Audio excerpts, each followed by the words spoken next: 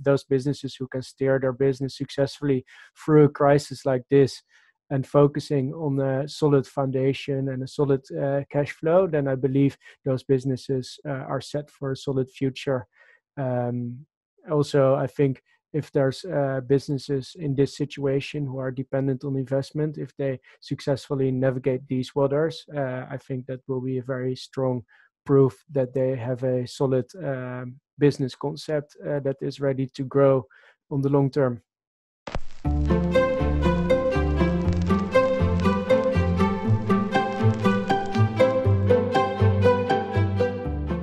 Hello and welcome everyone. Today we are with Michael. He is the founder of the Inner Circle, the dating app. And I'm very curious to understand his story, especially in light of this COVID-19 situation. We are trying to get different perspectives on how it has affected different businesses, new opportunities, new limitations and crises. So, hello, Mike. Thank you for joining this. Thank you for inviting me on this call and sharing and discussing the topic a little bit more. Of course, it's been very dynamic times for everyone. So, if I recall correctly, Inner Circle was launched in 2012 in the Netherlands. Yeah, that's correct. It was. I've spent 6 months there, by the way, in Tilburg as an exchange student. So brilliant. It's an interesting culture. But I'd really like to talk about this. Just jump in this COVID situation because I think it's a very important topic, and it's what's in everybody's minds. So can we start with your observations on how C-19 is changing the current business landscape and specifically how it has affected you, Inner Circle, as a business? What are the new limitations? What are the new advantages? So can you explain what you're going through at this time?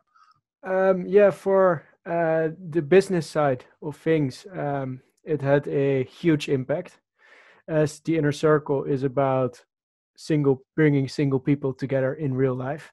I mean, you can endlessly date online, but eventually you have to meet in real life. So everything we've always been doing has been focused at getting people together in real life. So a lot of features in our app were designed to help people meet in real life. So unfortunately, we had to disable some of those features. We had to adjust a lot of our communication to encourage people to date online and to help them find ways to make most of online dating instead of meeting in real life. And then finally, basically, all our marketing was focused on offline dating and bringing people together in real life. So the team had to race and completely change our marketing from A to Z. Deal with the new situation. And of course, the product team has been working hard to adjust, and the whole team has been really scrambling together to make sure that we provide our users the best possible experience to meet online.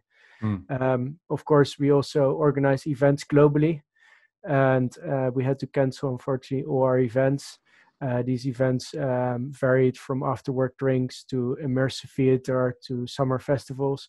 So we had to cancel that all. But luckily, our events team has come up with some fantastic online concepts.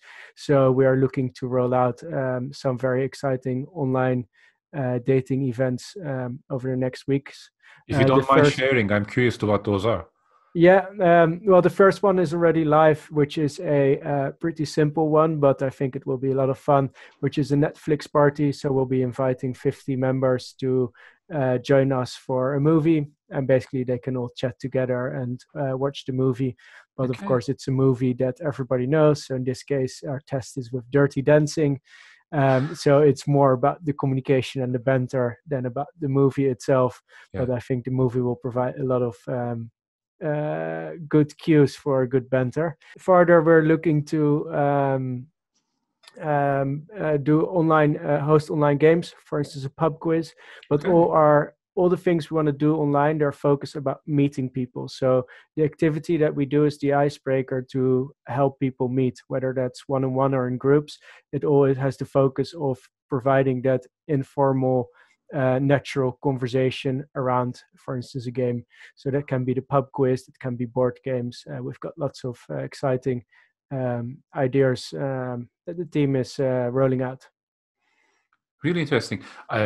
So there are some limitations. Some doors have, according to some, permanently closed for some businesses, but at the other end, there are new opportunities that have sprung up in their place if and only if the startup can show the agility and the hard work to adapt to that new reality. And I think you started doing that with the online, and you have reacted quite quickly as a team. With that in mind, I think a big part of that is this new working from home situation everybody is experiencing right now. How is your team dealing with that? That was, I think, for everybody quite an adjustment. I found it personally in the beginning also quite hard, as I worked a lot from home, but it was always a bit more relaxed. And now I have to work from home hard, go hard at it. So at work, I had a really proper chair. The desk was at the perfect height. My screen was at the perfect height. So I had to, scramble some boxes together and get everything in a way that my position feels good to work hard. But yeah, for the team, we basically approach it. We broke it down in a couple focus points. The first one is tools, the second one is rhythm, and the third one is communication. Tools, rhythm, and communication, those three, yeah? Yeah. So in terms of tools, we wanted to make sure, firstly, that everybody had time to adjust to working from home. So we pretty early on said, please work from home, see how it goes. And let us know how it goes. And then once they worked from home, we said, okay, are there any tools you need that we can order for you so you can be productive? Like anything, tell us what you need and we order it. So that was the first step. The second step was rhythm. So we do now every morning a global 15-minute check-in to kickstart the day. That's firstly to get into the work rhythm of starting the day. How many people are you, by the way, in total? We're with 20. Okay. And secondly, it helps everybody align on their main priorities. So everyone shares how they're doing and what their main priority is. Mm-hmm. Then on Wednesdays, we have an informal tea time where whoever is free to join and keen to talk can join at 4:00. And then on Fridays, we do a happy hour to celebrate the week, catch up with each other informally. Mm-hmm. The morning, the every morning call, that's one the whole team joins in, and the other calls are for those who are free and keen to talk. Okay, actually, these are some good suggestions for other people, other startups, and even bigger organizations who are quite challenged with this new reality and trying to find ways to adapt. And I think that trio you've mentioned is quite spot on. Especially the problem with working remotely is it is even more difficult to see the end results, the reaction to the action that you are doing. So it is very difficult. The results of your work can be more difficult. So touching base frequently, having those rituals in place, I think they're absolutely vital to remaining a team. With that in mind, if you look at the net result, would you say this transition, talking about the business numbers in terms of user acquisition, daily active users, and so on, has been positive or negative for Inner Circle? Because you're at an interesting, usually digital businesses have seen an uptick. You're a digital business, but with a face-to-face conversion result in a way. It's been a very interesting dynamic for us in that field, because on one hand, people have become more active online, so messaging more, more interaction. But at the same time, a lot of people are, of course, in a very difficult situation. So their willingness to pay for a premium subscription, we see a little bit going down.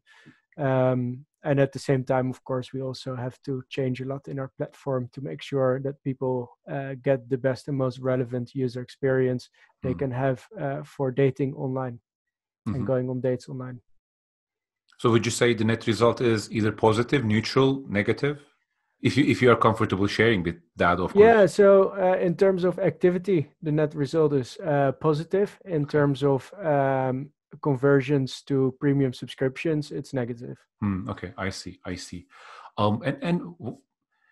Usually founders are in touch with other founders, and they try to understand the ecosystem. I think it's a huge part. So, putting inner circle aside for a moment, how do you think the wider ecosystem is reacting to this change, the startup ecosystem? I mean, Yeah. Well, I think there's some industries or sectors that will be or are being impacted really, really hard. For instance, those who are in the hospitality industry, the travel industry, for them, this is the most horrible situation you can imagine. And there's no magic wand for them to deal. I think they simply have to keep their head above the water and try to get through this horrible period for them as founders and their teams.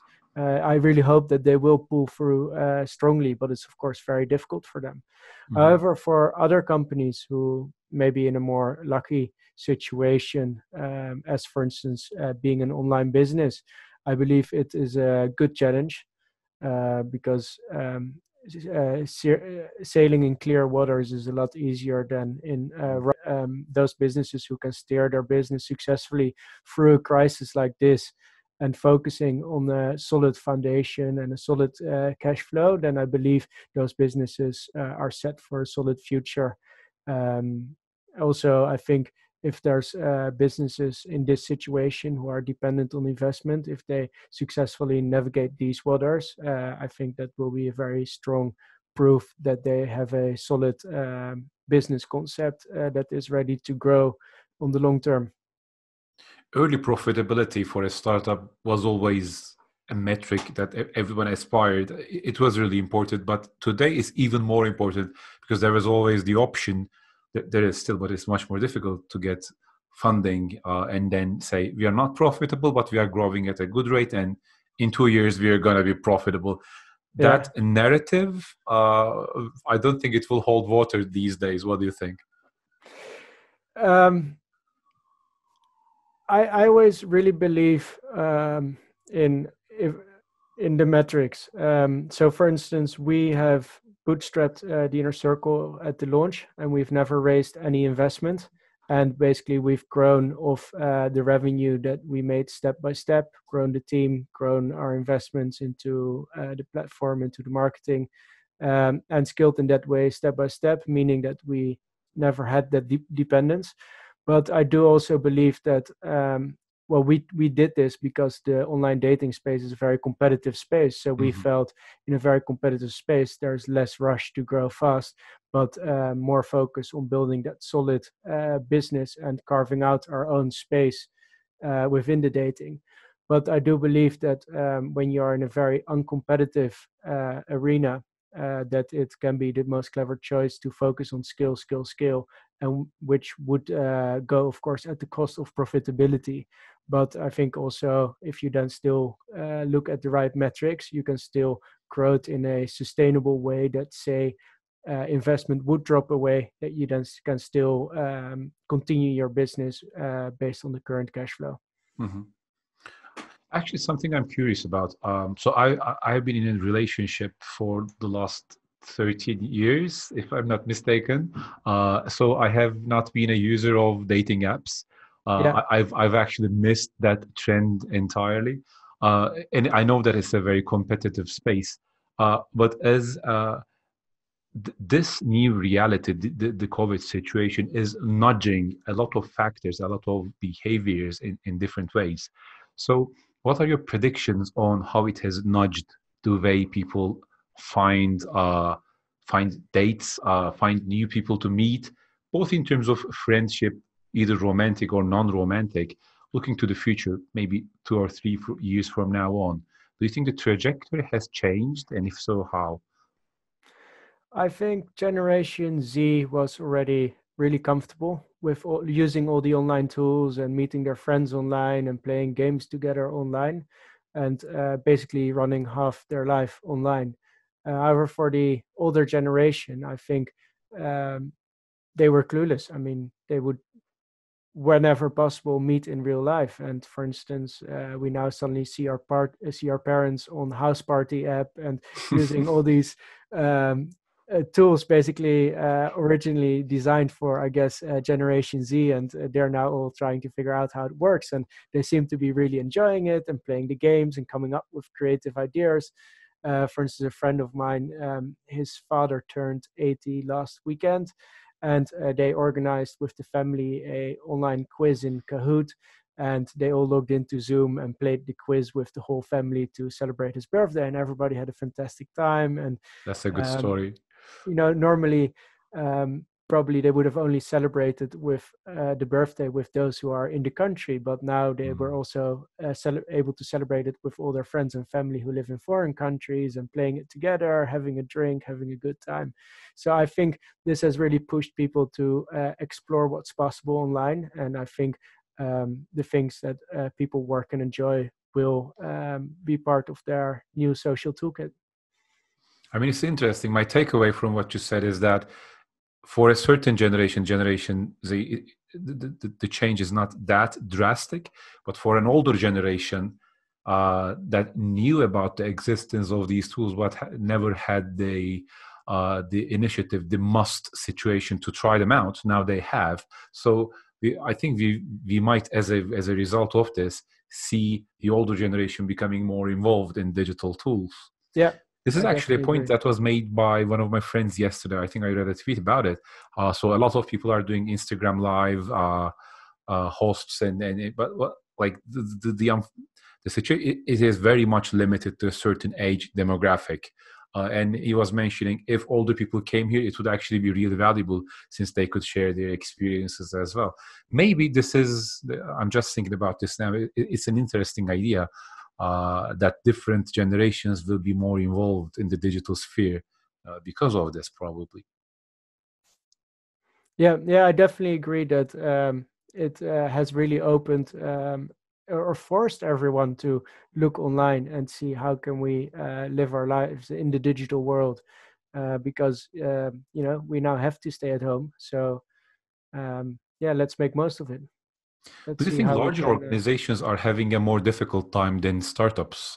If you had any potentially friends, relatives, family who work in larger organizations, if you know from what their experience is like, because startups are very agile, which is sometimes a risk and an advantage.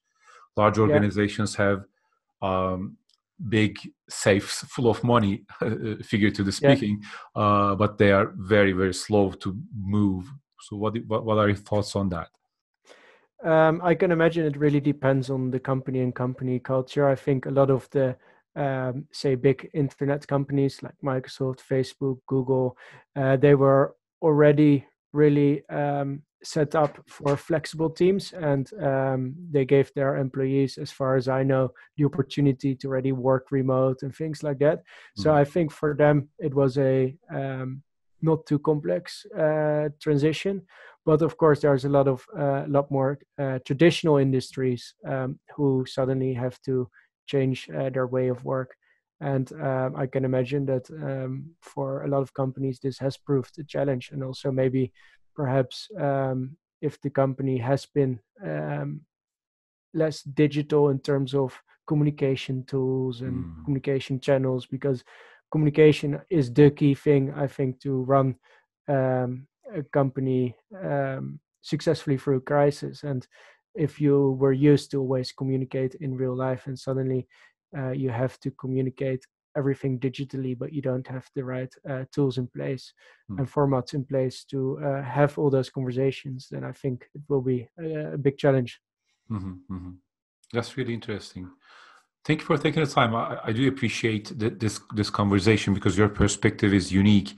Just to wrap it up, if I got that correctly, you're saying Inner Circle is adapting to the new reality. At the bottom line, there are challenges in terms of premium subscriptions. What a general uptake in the number of people using. It's in the digital sphere, which is very good, but at the same time, the conversion is face to face. So that's a challenge you have to figure out in the coming days. And talking about the team culture and communication, you've actually talked about 3 key pillars, rituals almost, that you have started putting in place. I think those are all very, very valuable. And I think, is there anything you'd like to add as a final commentary? Well, Or do you have anything in mind? I think people are always the key to success. And especially in a time like this, it's super important to take well of your people, because if you give them the security and the confidence, then they will go above and beyond and really help the company steer through the crisis and really come out stronger together. So I really believe that investing in the people now and communicating as good as you can with the team on a personal level and on a team-wide level are essential to get through this period well. Thank you very much. Much appreciated. I'll share this content online and as part of a bigger documentary. I hope you're okay with that, so we can expand on what your experience has been as a leader and what your company is going through, so other startups, other founders can actually learn from that. I think that's the reason why we are doing this after all. Thank you very much. Thank you very much for your time as well.